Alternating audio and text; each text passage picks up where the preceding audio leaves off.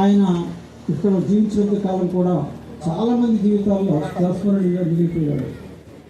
ఏదేమైనప్పటికీ కూడా మరణం తథ్యం కాబట్టి మనం కొంచెం ఆధ్యాత్మికంగా వెళ్ళినట్లయితే ఈ మరణాన్ని గురించి ఎవరు తప్పించుకోలేని మొట్టమొదటి చెప్తాను. ఏది ఏమైనప్పటికీ కూడా ఈ సృష్టి అంతా కూడా దేవునికి సేవ చేయాల్సిందే. మరి మరణాన్ని కూడా శాసించాడు దేవుడు. మనిషి మరి బైబిల్ గ్రంథంలో కొరింథీయుల చాప్టర్లో కావచ్చు, కొన్ని చోట్ల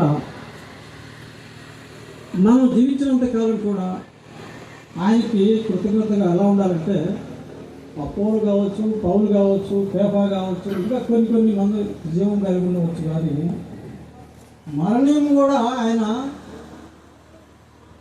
ఆకర్షించడం జరిగింది. ఎందుకంటే మరణం అటువంటిది క్రైస్తవ జీవితానికి ఒకే ఒక మరణం ఉంటుంది. కొన్ని మతాలకి నా గురించి పెద్దగా తెలియదు.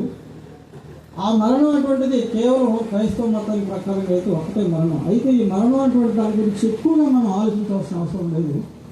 భగవంతుడు నీ పక్కన కుడి పక్కన ఉన్నట్లయితే ఏ రోజైనా సరే ఆహ్వానించినప్పుడు వెళ్ళిపోవాల్సిందే. అయితే ఈ ఉన్నంతకాలం కూడా మనకు మరణం